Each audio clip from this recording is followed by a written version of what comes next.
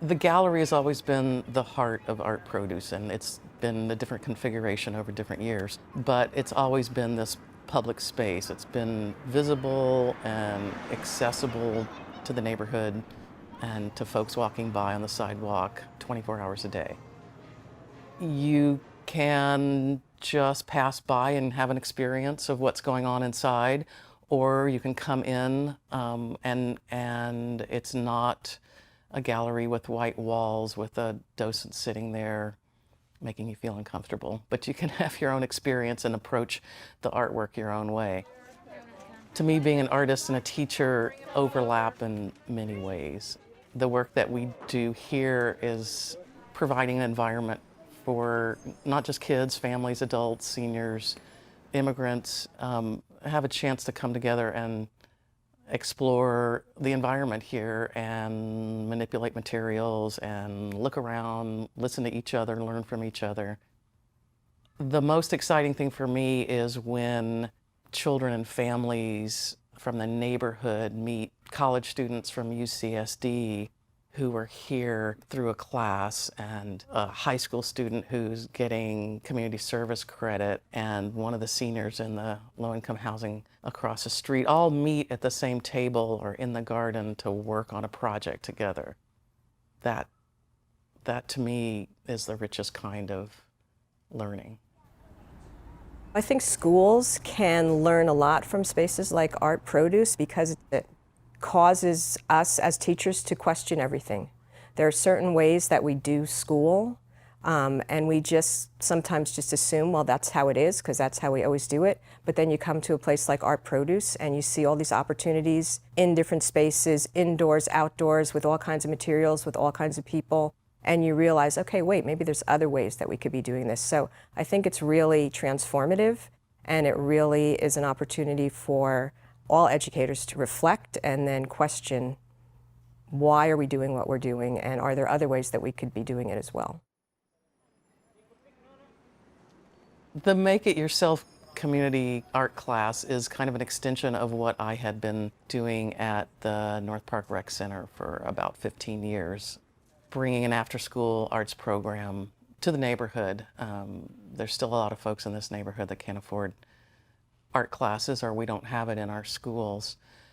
And I feel like it's part of my responsibility as an artist to think about how I can be a cultural resource and how this space can be a resource to the community.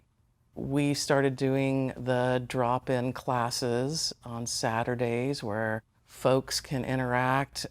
There's sometimes a directed activity. Much of what folks do is to explore materials in an environment that is not a typical classroom. It's not necessarily a guided activity, but it gives you a chance to work with someone maybe you've never met, someone who's a very different age and from a very different background, maybe just someone who's passing through, and have this sense of social space and common experience.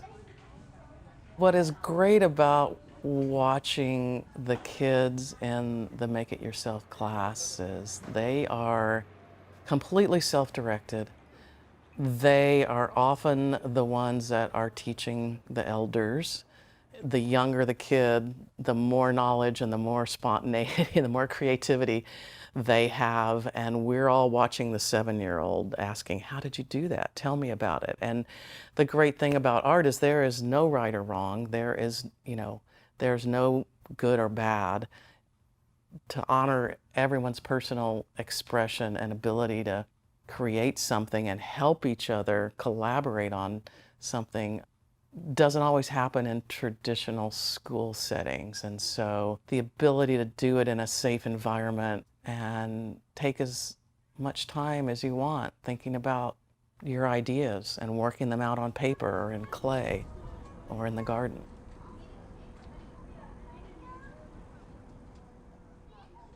And I think what has helped me most is developing the space and developing these activities is to really have the luxury to be responsive and be flexible, be responsive to the community's needs, but also be responsive to the individual's needs and interests, to provide as many opportunities for as many experiences and modalities and interests as possible. That's super exciting for me, and I think it allows for a range of access. You know, I think that the thing that really hooked me in being really sold on integrating art and using art as a core feature of instruction is the idea of problem solving. Because that's really what art is about, and that's really what thinking and learning is about. And when I started getting involved in some projects with people like Lynn at Art Produce and some other artists, I realized that it really was all about being creative and solving problems, and that's what we want for kids. You know, one of the things that can happen outside of a traditional classroom is that families can come together and learn from each other in ways that they don't at home and ways that they don't at school. And I think across the generations, the learning is fluid and more horizontal. You know, children have a lot to share with the adults about the world and what's happening in the world and what affects families and what affects their lives in the world. So this kind of third space is a place that can offer that opportunity to happen. I think that learning happens primarily through social interaction and interaction with the environment. Being in an interesting environment and being with people who are working on an interesting project or problem together is an optimal learning environment. And so that only can happen when the students are actually working with real people in real places. So they've got to get off campus, and that's why Art Produce has been such a great place that we've been able to bring them to and do all kinds of things with them, arts related, but also really focused on relationship building and learning from each other. I think that's another really important goal that we have for our students, is that we want them to feel that they belong to this greater community. It's clear to me, learning happens everywhere. Learning doesn't, you know, it's not a 9 to 5 thing. It's not, 7:30 to 3, and then when class is over, we stop learning. It continues and has the potential to happen everywhere. Art Produce is a bit of an experiment in how we can provide an environment that allows for discovery and connection and relationships and interaction. You know, it's always been important to me to provide an opportunity to allow folks in the neighborhood to have this experience of art and culture in their own neighborhood as part of the fabric of their neighborhood, walking to the bus stop, walking to school, getting a coffee, going to the drugstore.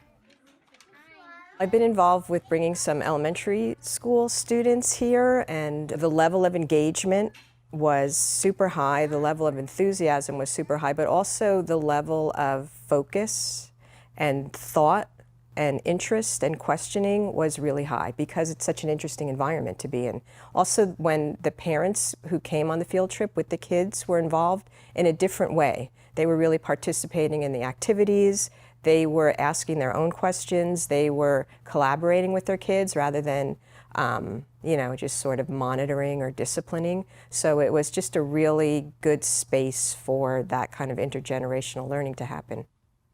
My work with college students sort of follows the same exact principles, that you have to get into the world to really learn something. And they also have a lot to learn from the people that they're working with. So that's another big piece, I think, is this idea of collaboration and social justice, that we have a lot to learn and we are part of the community.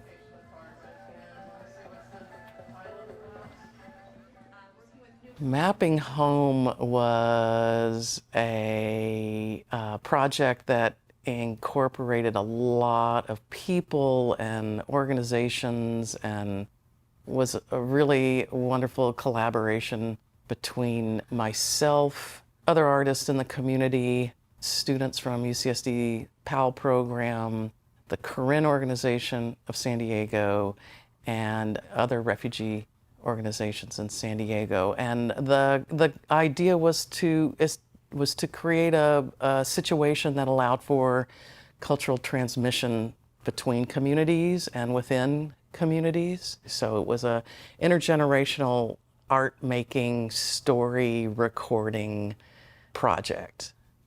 We had workshops that were in different parts of the spaces at Art Produce, and different groups came together in the spaces. The gallery was the exhibit space, but it also was a place where people came together to paint the walls, a large map of the world inside. So there were ways to talk about where your people are from and where you've traveled and where you were born, kind of within that space.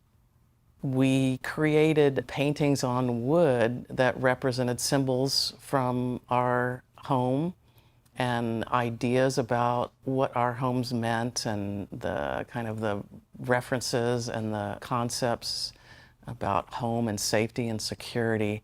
One of the really fun days was when the students from UCSD PAL program brought foods from their cultural backgrounds here to share with the folks from the refugee community that were working on the projects, who then had this wonderful opportunity to learn about each other's cultures through the food that we shared. And, you know, one thing we all do, which is eat, and one thing that, you know, a lot of us have memories of from our family background. Another really great project that we've been able to engage with Lynn around is thinking about the physical environments of some of our local schools.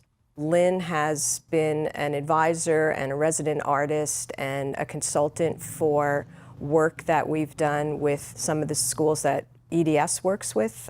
And we've involved our PAL students and we've involved the kids at the school in redesigning facades, creating murals, doing all kinds of redesigns, and just sort of transforming schools into more visually welcoming environments that reflect the people who are at the school. I think it's exciting to consider the idea of the world as a classroom, the neighborhood as a classroom.